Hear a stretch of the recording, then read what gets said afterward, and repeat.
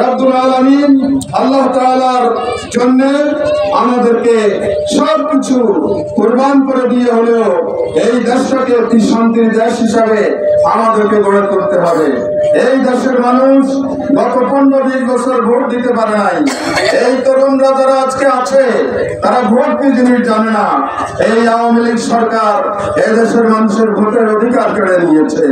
সেই কারণে আমরা এমন একটি বাংলাদেশ গড়ে তুলতে চাই যেই বাংলাদেশ হবে জনগণের নির্বাচিত, নিরপেক্ষ, নির্দলীয় তত্ত্বাবধায়ক সরকারের অধীনে সকল ভোটার যাতে স্বাধীনভাবে তাদের ভোট কেন্দ্রে যেতে পারে এবং তাদের পছন্দের প্রার্থী বাছাই করতে পারে, এইরকম একটি নির্বাচন আমরা চাই। তো সেই জন্য আমরা এই সরকারকে কিছু সময় দিয়েছি।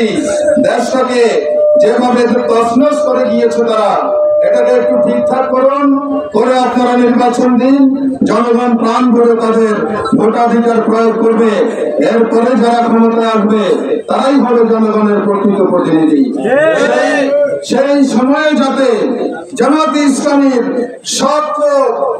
সত্যবাদী লোক, ন্যায়পরায়ণ লোক, আল্লাহভীরু লোক, তাদেরকে যাতে আমরা জাতীয় সংসদে পাঠাতে পারি সেজন্য আপনারা কাজ করবেন।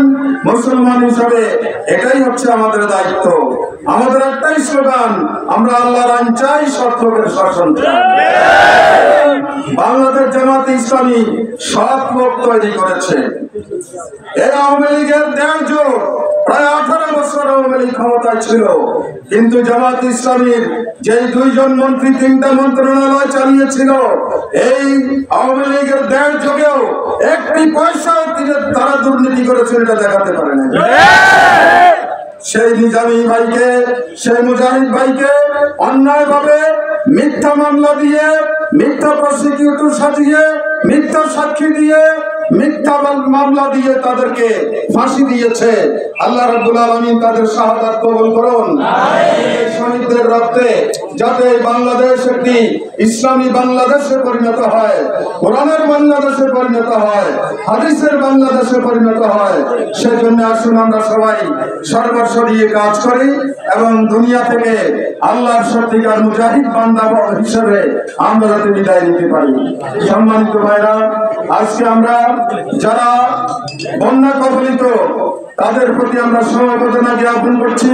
আল্লাহ রাব্বুল আলামিন তাদের এই বিপদ থেকে তাদেরকে রক্ষা করুন, তাদেরকে সাহায্য করুন।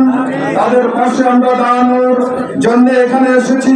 এই এলাকায় আমাদের অনেক ভাই বোন আছে, সবাইকে আমরা বলে যেতে চাই, বানভাসী মানুষের পাশে আপনারা দাঁড়ান, তাদের প্রতি আপনারা খবর রাখবেন, তাদের বিপদ মুসিবতে আপনারা তাদের সাথে থাকবেন, যাতে করে আমরা সকলে মিলে তাদের বিপদকে শেয়ার করে এখানে আমরা আল্লাহর রহমত, যেটা সকলে মিলে যদি পরস্পরের সহযোগিতা আমরা থাকি, তাহলে আল্লাহর পক্ষ থেকে সেই এলাকার মানুষের জন্য রহমত বরকত নাজিল হয়।